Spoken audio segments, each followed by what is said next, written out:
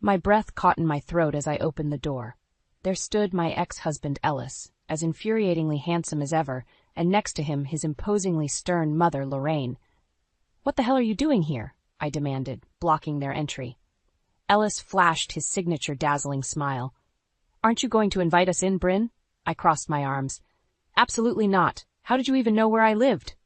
Lorraine huffed indignantly. "We asked your sister, though I can't fathom why she'd tell us after how dreadful you treated our Ellis."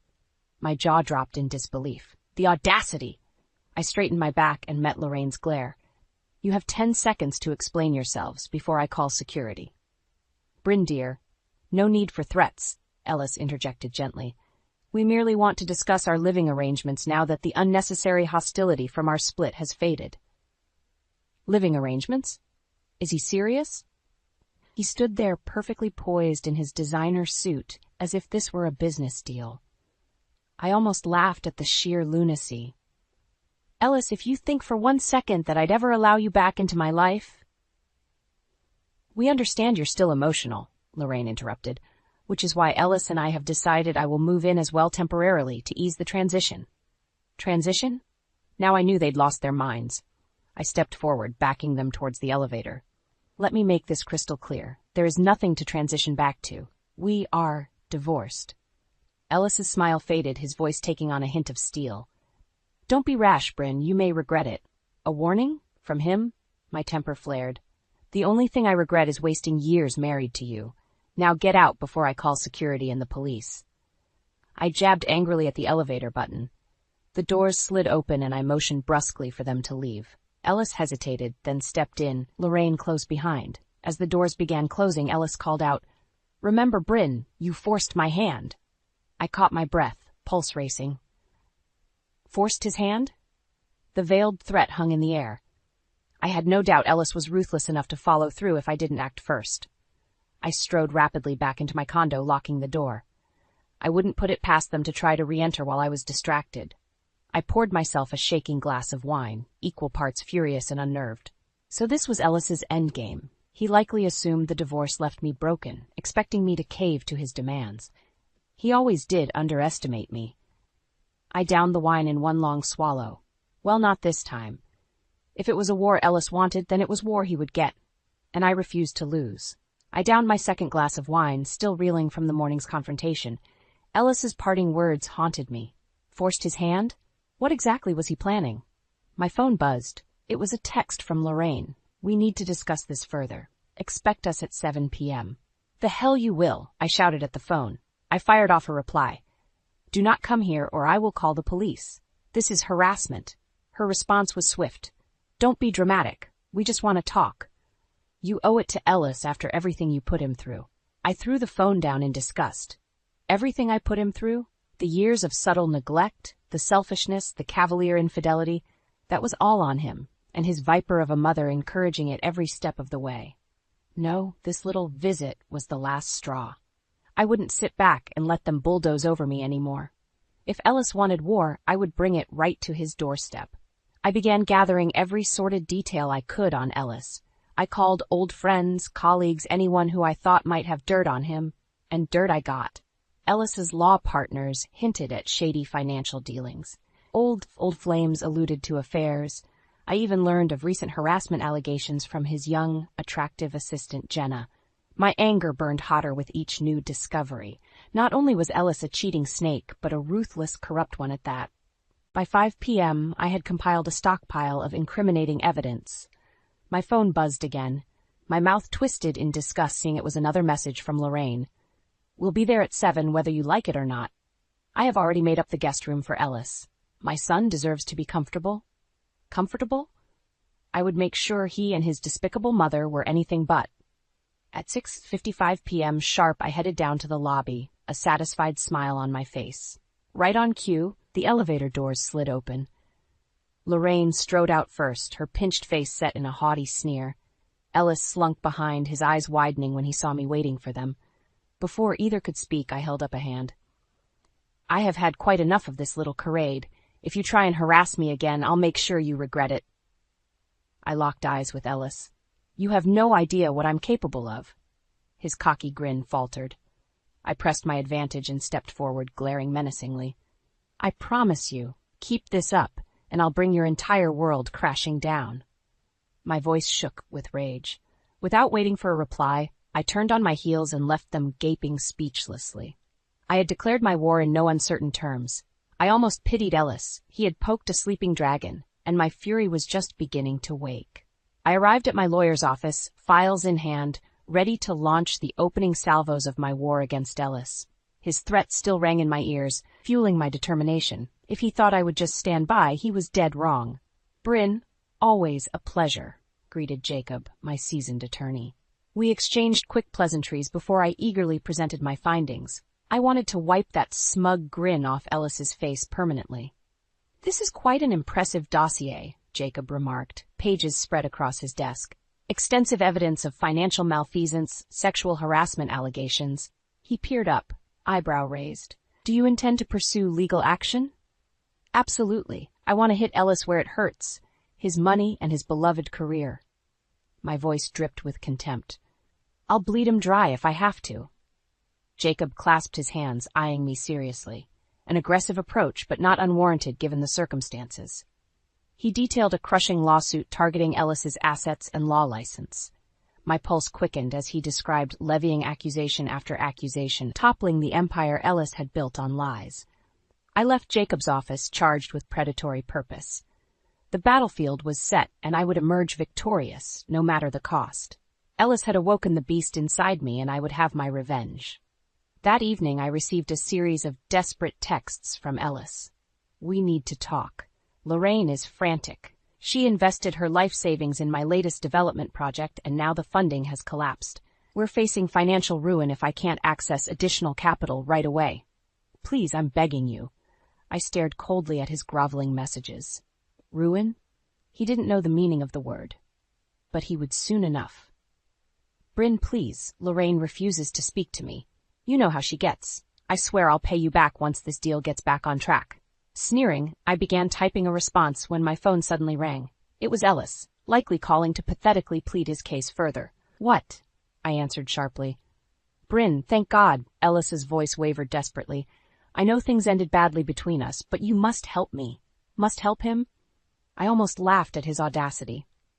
In the background, I could hear Lorraine's shrill voice. "If you can't fix this, Ellis, you're no son of mine." I'd heard enough. "Ellis, our relationship died the second you betrayed our marriage vows the first time. I want nothing more to do with you or that harpy you call a mother." The line went silent except for Lorraine's strangled gasps. "Good, let them drown in panic." "Please, Bryn," Ellis implored weakly. "I'll tell you exactly what you can do, Ellis," I interrupted. "You can sign these divorce papers and terminate all contact. Maybe then I'll consider not ruining what's left of your career." Checkmate.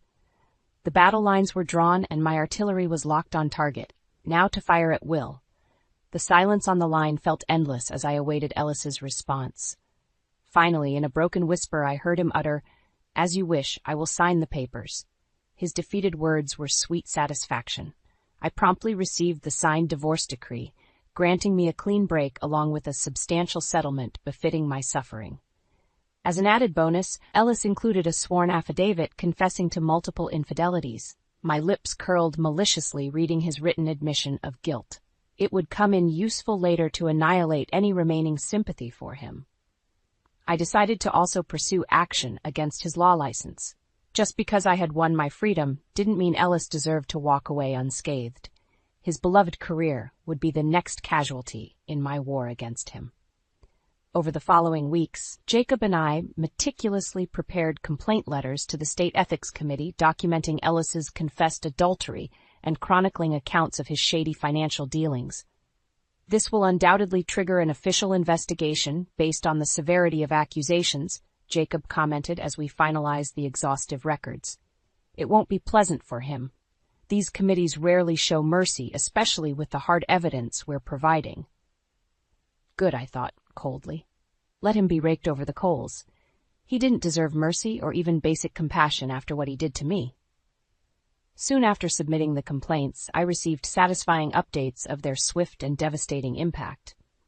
Ellis was placed under immediate review at his firm and barred from taking on new clients amidst the swirling accusations. Lorraine also kept involuntarily involving herself, as I knew she would.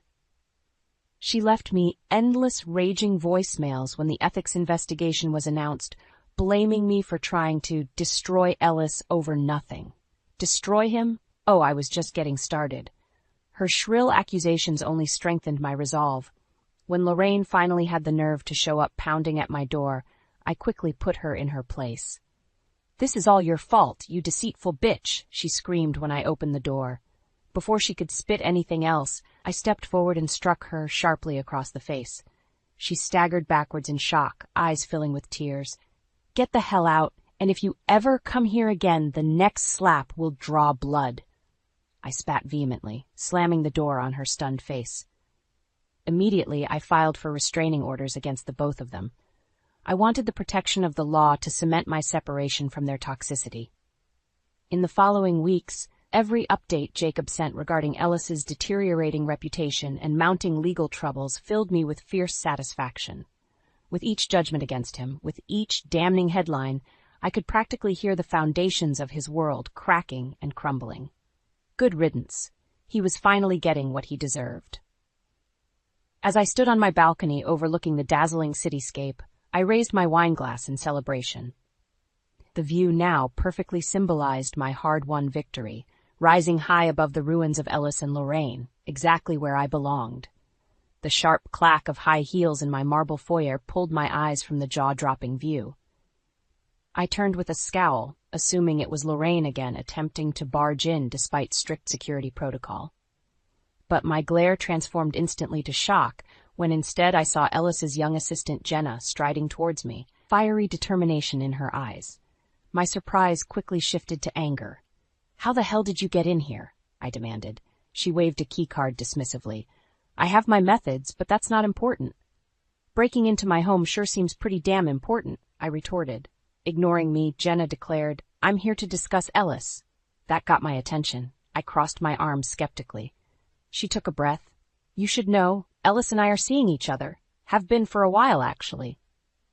Seeing each other? Why wasn't I surprised? Ellis always did have a penchant for screwing young subordinates. First his pathetic associate at his old firm and now his new assistant. Despicable but almost impressive in the sheer audacity. I raised an eyebrow. So the harassment claims against him were what? Foreplay? Jenna flushed angrily. "No, I really was upset with him at first. The way he pursued me was so aggressive and manipulative." Her voice trailed off. Interesting. I wondered what lies Ellis had fed her to get into her pants. Jenna finally met my gaze.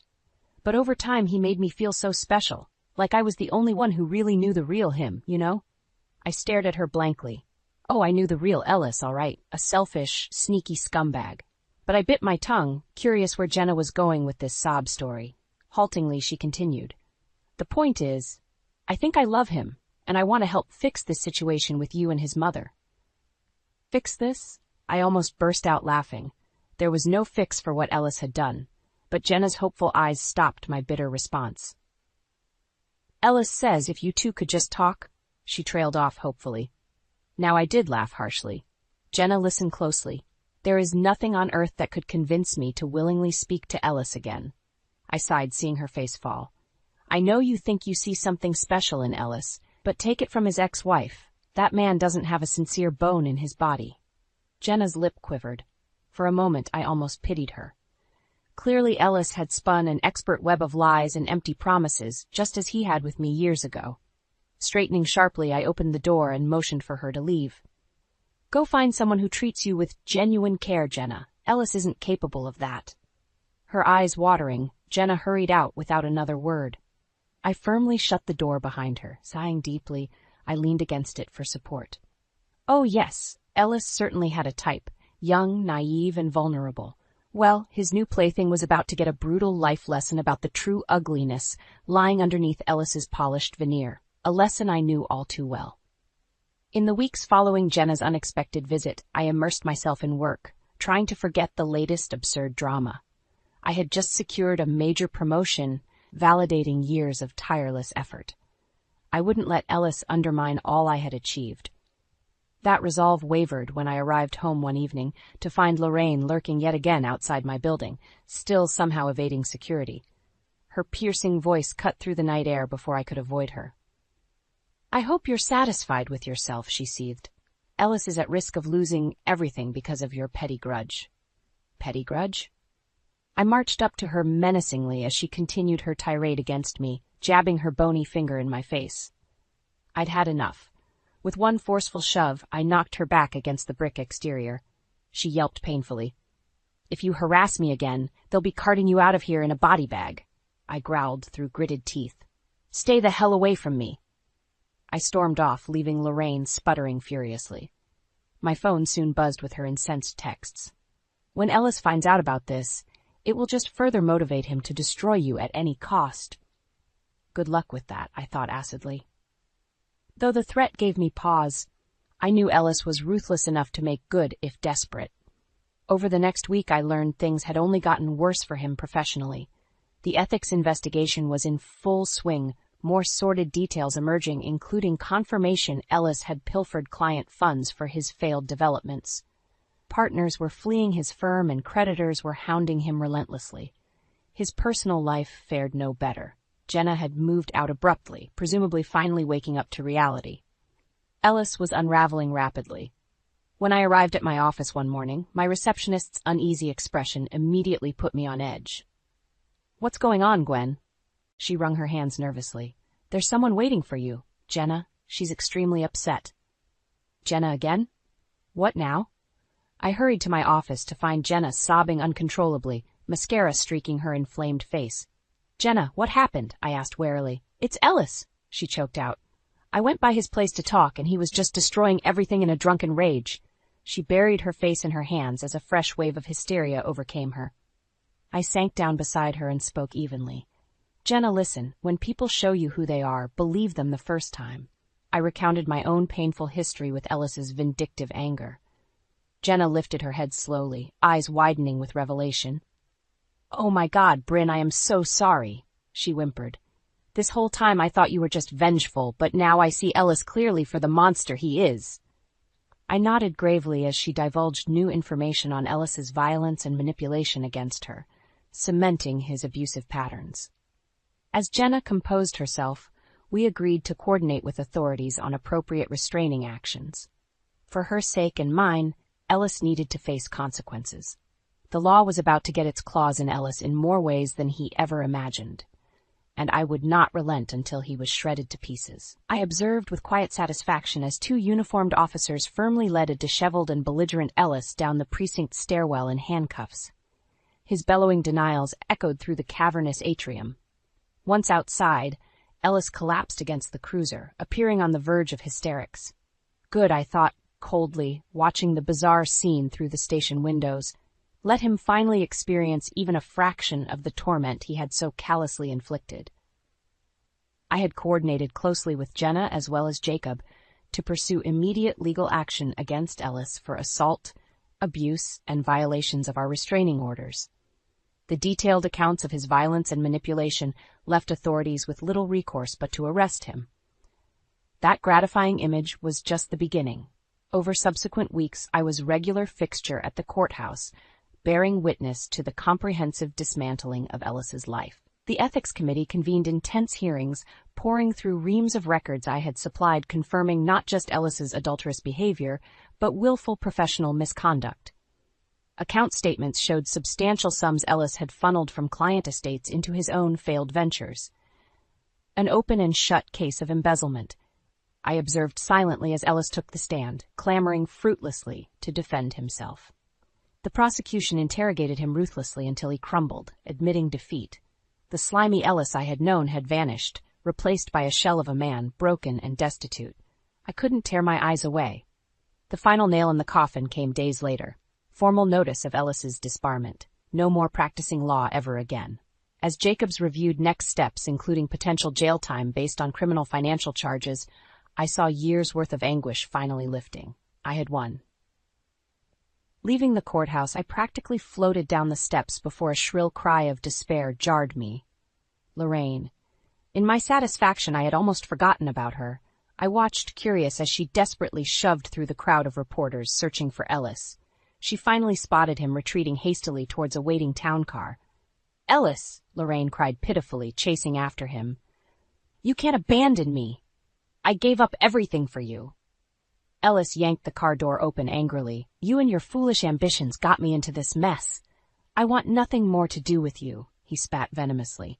The car sped off, leaving Lorraine standing alone, crestfallen. My heart almost went out to her before I swiftly quashed the thought. She deserved this too for enabling Ellis at every turn. I strode straight past Lorraine's hunched form without a word.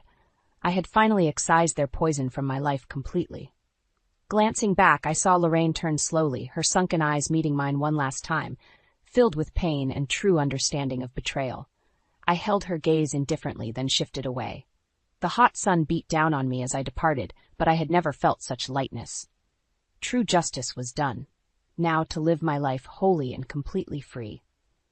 Sighing deeply, I sank back into my office chair, basking in the glow of a radiant sunset, bathing downtown in golden hues. I glanced contentedly around the spacious corner suite, a visible testament to my professional successes since leaving Ellis's toxicity behind. I had swiftly risen through the executive ranks to spearhead major marketing campaigns that propelled our firm to record profits. Recognition followed, including well-deserved promotions and industry accolades, affirming my strong leadership vision. Gone were the days of simmering resentment and emotional turmoil that had defined my marriage to Ellis. In its place now stood confidence, self-assuredness, and clarity of purpose. I embraced my seat at the table and reveled in hard-won autonomy. The board was even grooming me for an imminent CEO role, acknowledging my instrumental role in recent triumphs. My throat tightened unexpectedly with emotion. God knows Ellis and Lorraine would have ruthlessly exploited my position and earnings for their own selfish agenda, just as ruthlessly as they had our marriage. Now there were no parasitic ties hindering my ascent. I had clawed my way to the top alone on sheer grit and refusal to be defeated. And I was just getting started. A light rap at my door pulled me from my thoughts. I waved my assistant Devon in cheerfully. His amiable competence and organization were indispensable. Here is the market analysis you requested, he said, handing me a freshly bound presentation. Also, your guest has arrived downstairs. I smiled broadly, heart quickening. Excellent, send him up, please. Moments later, I heard a firm knock. I opened the door to find Ryan standing there, looking striking as ever in a tailored suit, his warm brown eyes crinkling into a smile as he gave me quick kiss. His stable warmth was exactly what I needed after years wedded to Ellis's turbulent chaos. We reconnected by coincidence when Ryan joined the firm's legal team, finding chemistry still lingered from our college days. An easy rapport quickly blossomed into a blossoming relationship on my terms and timing.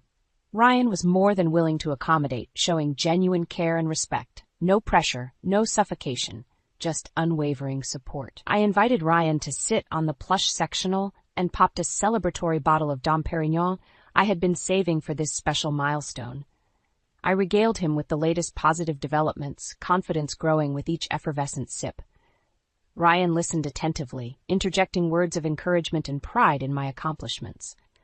I realized suddenly I hadn't felt this secure in my entire adult life. Ryan wrapped his arms around me reassuringly, as if reading my thoughts. No, with him I had found an equal partnership, one grounded in trust and healthy boundaries, the very foundation Ellis had torpedoed. Gazing out at the glittering skyline abuzz with possibility, I nestled contentedly into Ryan's sturdy embrace.